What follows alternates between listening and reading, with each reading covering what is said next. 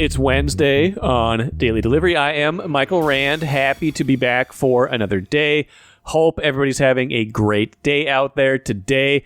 Terrific show coming up. Going to talk Timberwolves here in a little bit with Chris Hine, beat writer for the Star Tribune, talking, where they stand in the Western Conference. Julius Randle, 5-game winning streak.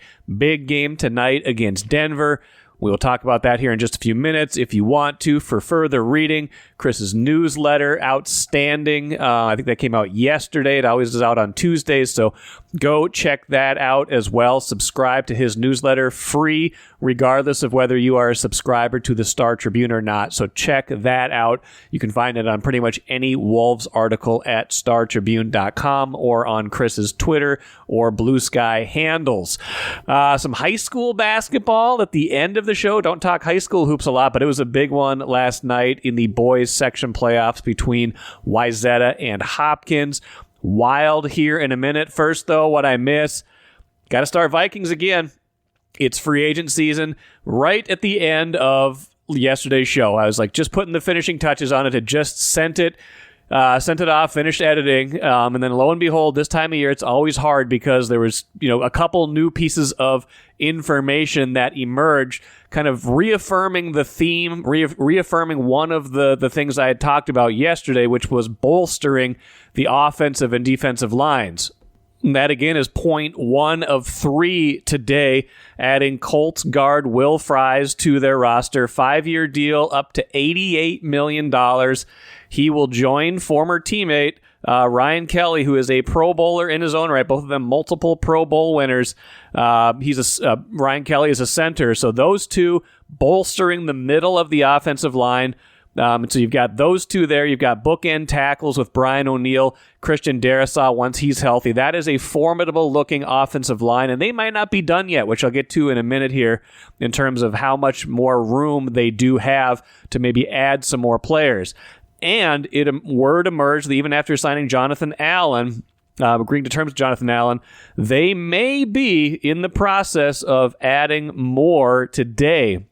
49ers expected to release another 2-time Pro Bowler, Javon Hargrave, today, and the Vikings are projected to sign him as well. So 2 big moves on the defensive line, 2 big moves on the offensive line. So they're showing they are serious about upgrading and objectively assessing an area of obvious need. You got to the end of last year, you knew they needed to do that. You knew they had the cap space to do it. Kind of betting on players who had some injury problems last season, but who have been durable at a lot of other points in their career, counting on their medical staff to basically pull those guys through. I think their philosophy is basically you can augment health more easily than you can augment talent. And these guys are obviously talented players, Pro Bowlers, all of them in their own right, bolstering the defensive line, bolstering the offensive line, caliber of players they just haven't had in recent years. I'm excited for them to see what that means for their future, what that means for this season. Now, on the offensive line, this is particularly important, protecting the quarterback up the middle, because more and more it looks like it will be J.J. McCarthy as your starting quarterback. That quarterback room is getting awfully deserted, and that's point number 2. We already knew Sam Darnold had departed for the Seahawks. That happened on Monday. We already knew Nick Mullins was leaving for Jacksonville. No surprise there. That happened on Monday as well. On Tuesday, we find out that Daniel Jones, who had been considered a possibility as the bridge to J.J. McCarthy, say he's not ready next year, say he's injured still, say he doesn't pick up the offense, say he's kind of behind because of his injury or just needs more time because he's young. Daniel Jones was considered that possibility, but he signs with the Colts, 1 year, $14 million, at least 13 guaranteed. That's a pretty good sized contract for a 1-year deal. Not cost prohibitive, but if he's going to sign there, that's a sign to me that you think that J.J. McCarthy is your guy, that he probably looked at the playing time here. Daniel Jones did and said, you know what? I've got a better chance to go into Indianapolis and battle out against Anthony Richardson, the 3rd-year quarterback, than I do battling J.J. McCarthy. So that's interesting to me. If he's hearing that, if he knows that, that makes me think that J.J. McCarthy is the guy and that they will be signing more of a true backup quarterback. Because right now in the room, it's just J.J. McCarthy and Brett Rippon. That's it. That's who they have in the quarterback room. Remember, it was very crowded last year. They had 5 guys in their quarterback room. Those 3 guys I just mentioned that left in the last couple days, plus McCarthy, plus Rippon. And obviously McCarthy wasn't playing. He was injured. Rippon was pretty low on the depth chart. So you're talking about going from a lot of experience to not much experience at all, telling me that they are probably going to trust J.J. McCarthy this season. And of course, it makes sense, right? Like, he's the guy. They drafted him 10th overall, the highest they've ever drafted a quarterback in franchise history, looking for him to be the guy. I just wasn't sure at the start of free agency how much they believed in him. I didn't think they were going to sign Sam Darnold. In retrospect, they maybe had room for Sam Darnold because, as Ben Gessling has reported, they still have like $30 million in cap space to spend, even after spending all this money on these guys. Now, the future moves they're going to make will take up some of that space. They still need a backup quarterback. That'll take up some cap room. If they do indeed sign Hargrave today, that'll take up some room. If they sign another cornerback, that'll take up some room. But they could have gotten pretty creative and found a way to bring Sam Darnold back, even on a multi-year contract, based on what you saw him get in Seattle. 3 years, $100 million, $55 million guaranteed. Again, play around with it. Tack some void years onto it, things like that. You could have done it if you wanted to make him the franchise quarterback, the guy of the future, instead of J.J. McCarthy. They turned the page on that. They said, you know what? We have a plan. We have our guy. We're sticking to that plan. That's the direction we're going. Doesn't seem to me like they're in the market for even someone like Jameis Winston. Certainly not for someone like Aaron Rodgers. Doesn't seem like that makes sense to me. Looks like they're going J.J. McCarthy this season and a true backup in that spot. So that is an interesting thing to watch this year. They're putting a lot of hope on J.J. McCarthy. That said, point 3, I think I underestimated their desire to compete in 2025 at a high level. I looked at 2025 and thought, you know what? They're probably going to take a step back, and maybe they're going to be okay with that. A lot of things went right last year. When they went 14-3, I was thinking, you know what?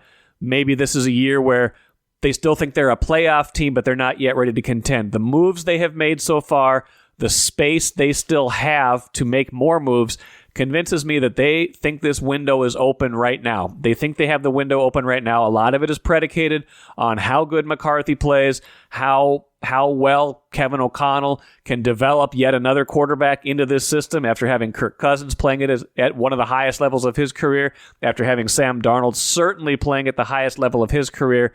They'll have to do that with J.J. McCarthy. But if they can get good quarterback play out of their second-year quarterback, they've got a lot of other pieces in place around him. So many other guys around him to help to satisfy the desire to go further. And you look at it, the NFC should be fairly open. San Francisco is not the team they used to be. Green Bay is a competitive team. Detroit's still going to be a very good team. But you don't look at one team and say flawless or you can't beat them. Like Philadelphia will deservedly be, the top of the pecking order next season, but they're going to lose some guys.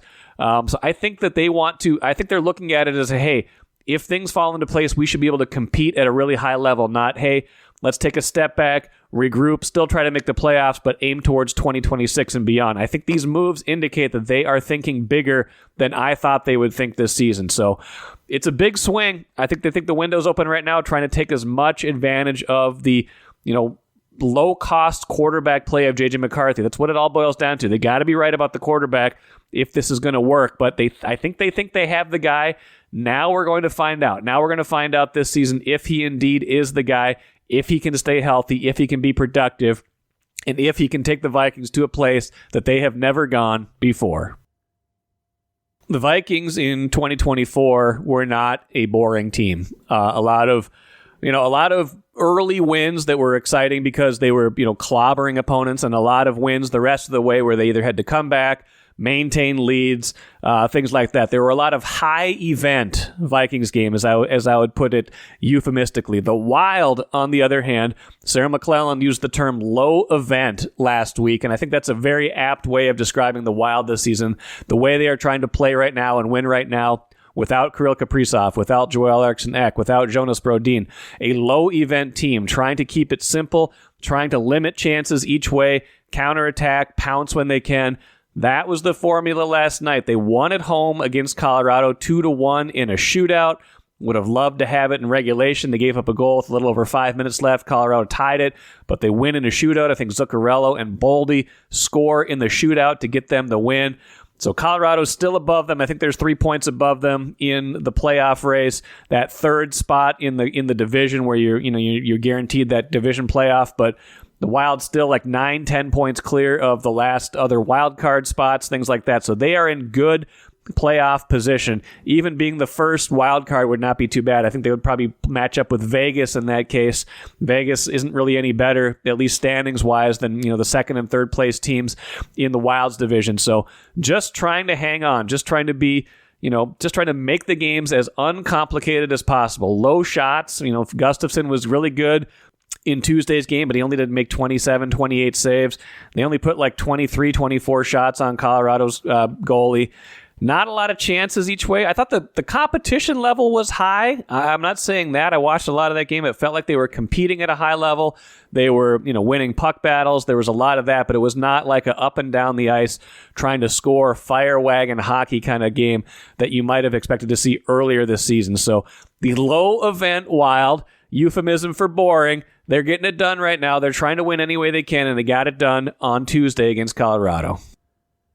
Open a smart checking account at Royal Credit Union to get no monthly fees, no minimum balance, and a $250 bonus. See details at rcu.org/checking bonus. No minimum balance required to obtain bonus. Offer ends 5/31/25. Insured by NCUA.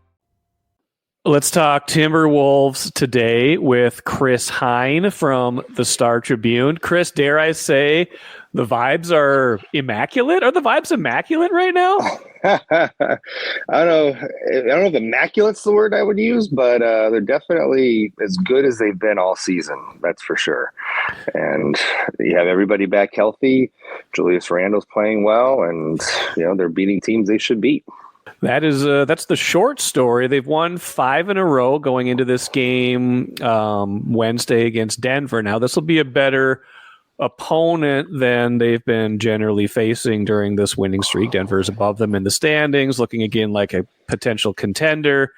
But that said, they're beating the teams they should beat, which hasn't always been the case, and they're generally doing it in relatively convincing fashion right now. Yeah, and I think that's the Spurs and Heat games were very indicative of that, because those are two teams that while the Wolves should beat them, if you aren't kind of minding what you're supposed to be doing, they play tough enough, they play smart enough that they will knock you off on a given night. And I think it was important that the Wolves, they gutted out that Miami win in very close fashion, despite almost giving the game away.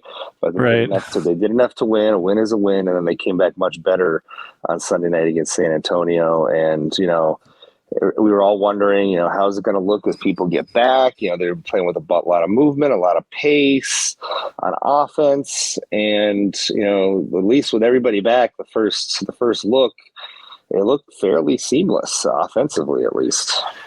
And that's been the surprise to me, because that was the struggle earlier in the year. And then, DiVincenzo and Randle come back. And you always wonder when people have missed some time with injury, are they going to be, is there going to be rust? Is there going to be this kind of acclimation period?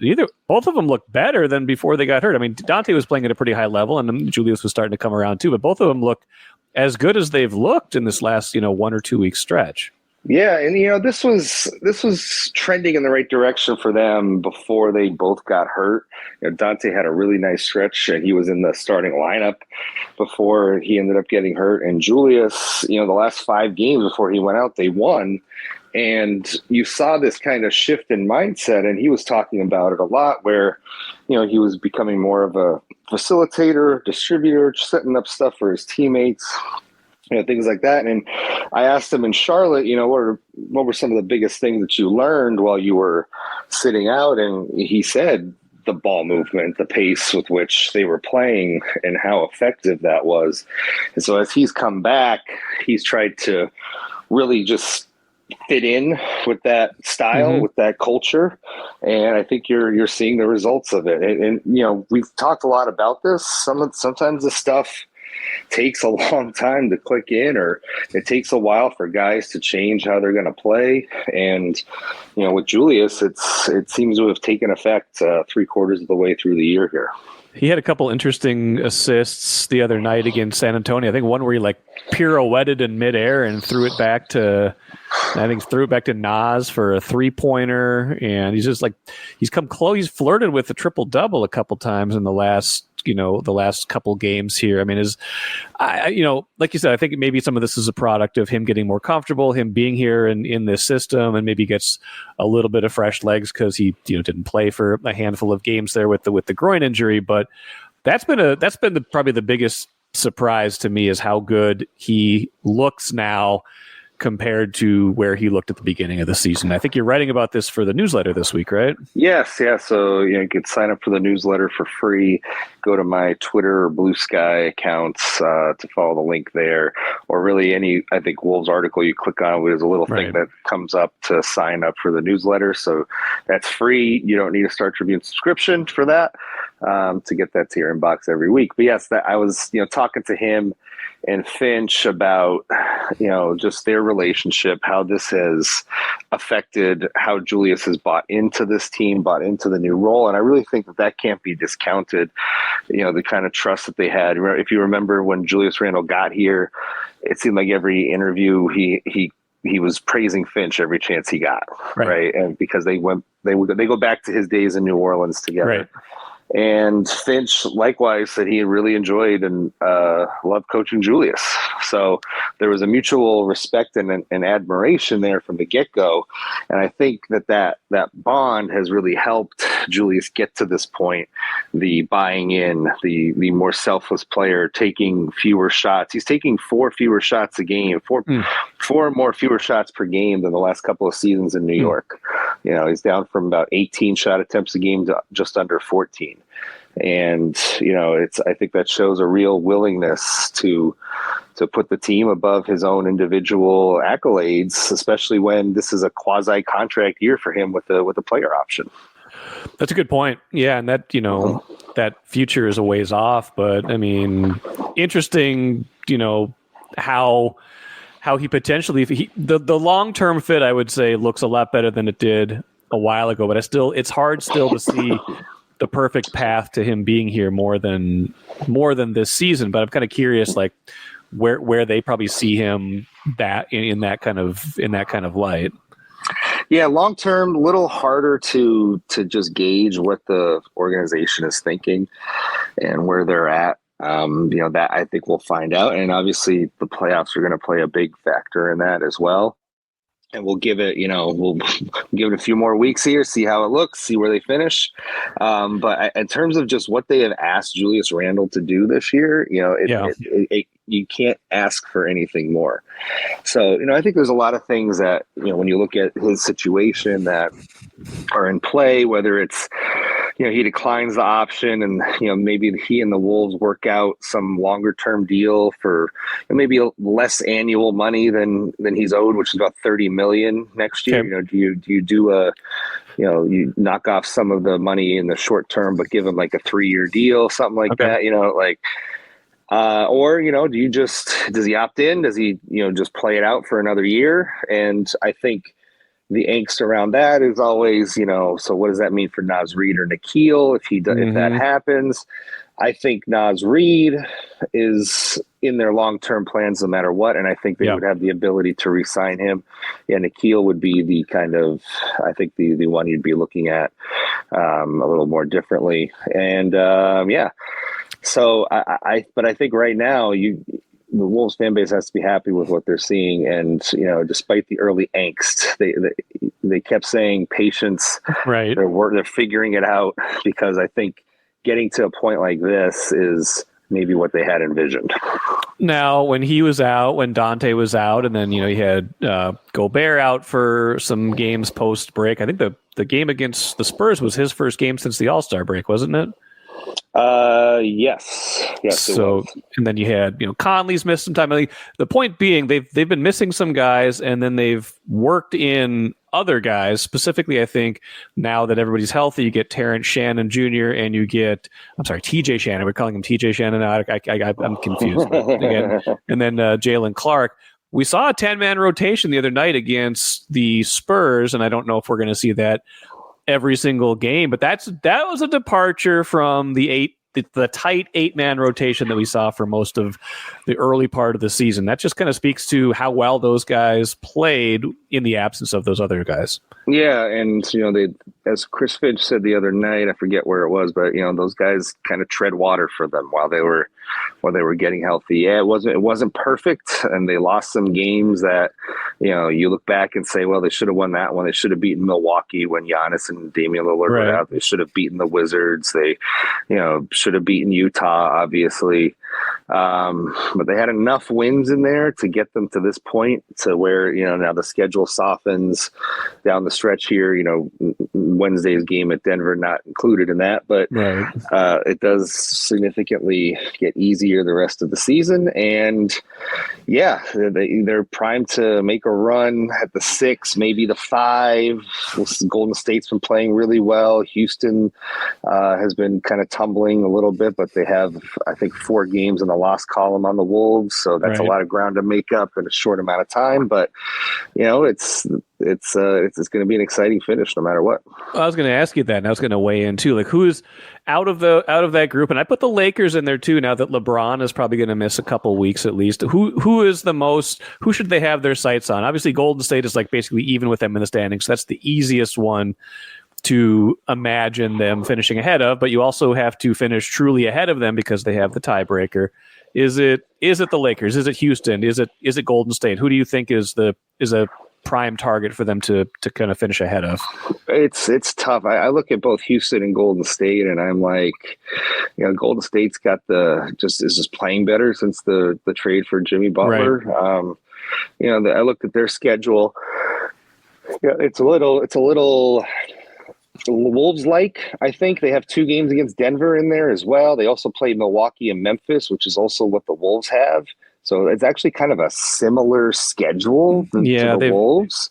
Yeah. Which is very strange. And then Houston has, Amen Thompson is out now for 10 to 14 days. So, let's see maybe how that affects Houston. But I think Houston's closing stretch of their schedule, like their last 5 or 6 games, are all against really good teams.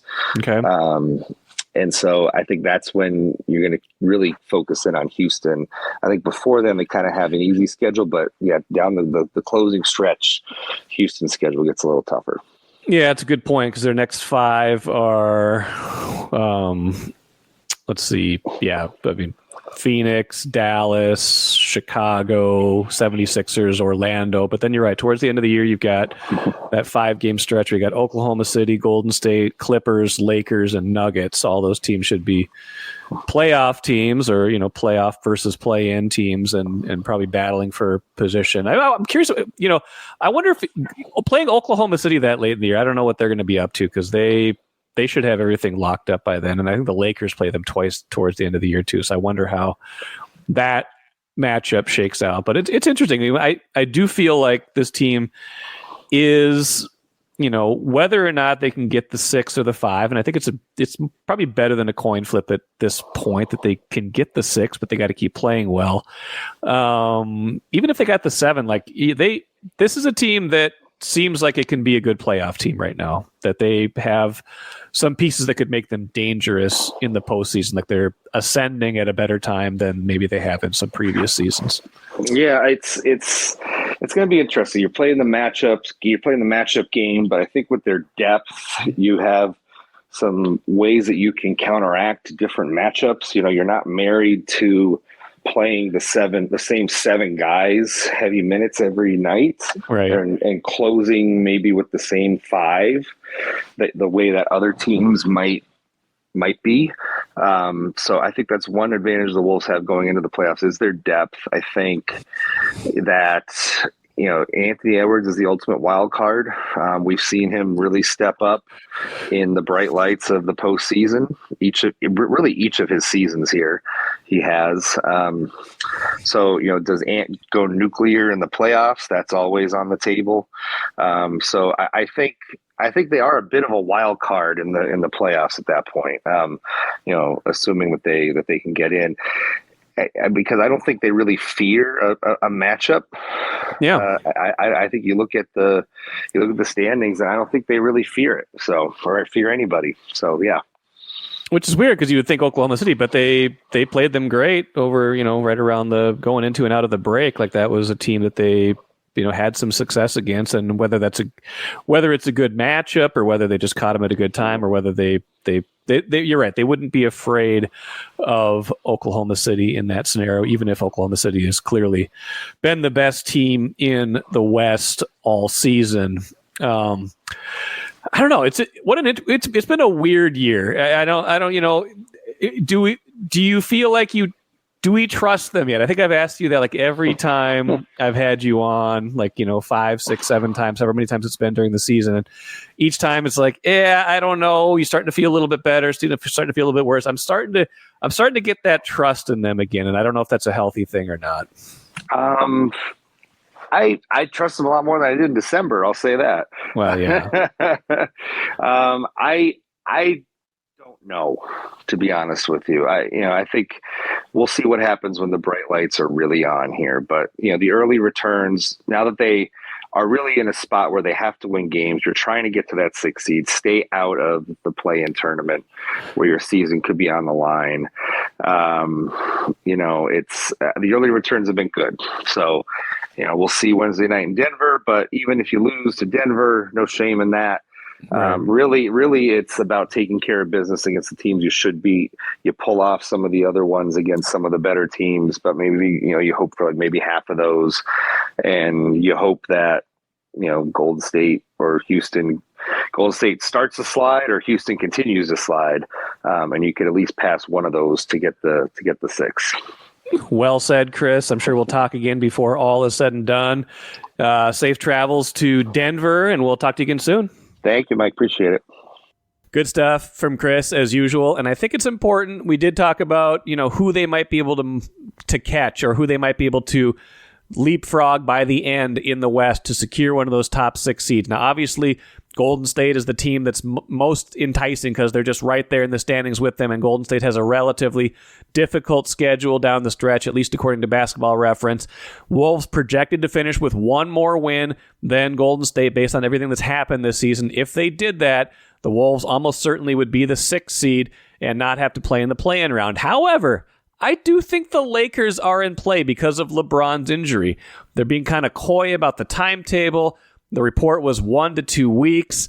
Usually when you hear 1 to 2 weeks, it's not 1 week. It's at least 2 weeks. Could be longer than that. His agent, Rich Paul, saying the other day, I think on Pat McAfee, that they're not going to put a timetable on it. They got to be smart.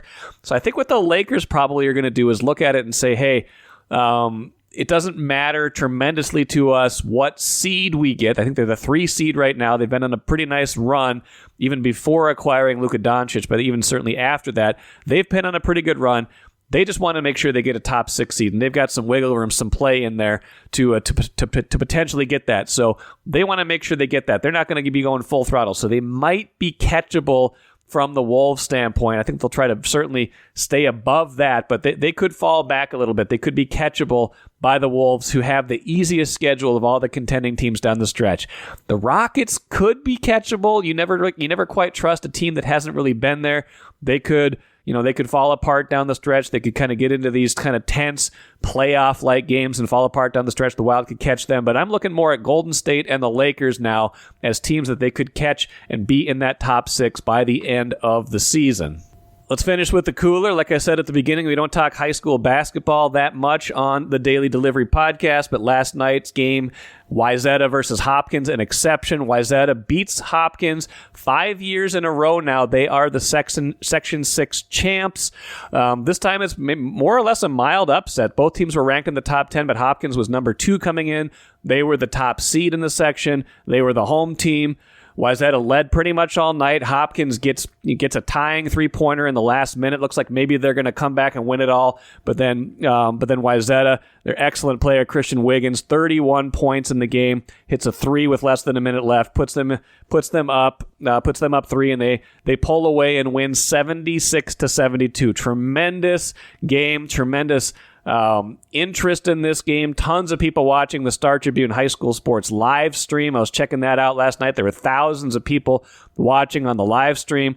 The online tickets for this game sold out in an hour. That was Cassidy Hedesheimer from the Star Tribune reporting that. She was at the game. So tons of interest in this game.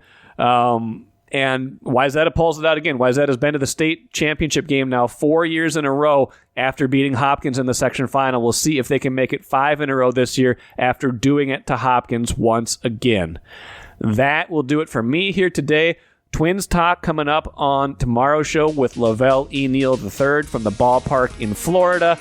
Probably some more Vikings talk on Friday, still sorting that out, but probably some Vikings talk as we kind of get a clearer picture of everything with free agency. Until then, have a great rest of your Wednesday. I'm Michael Rand, back at it again tomorrow.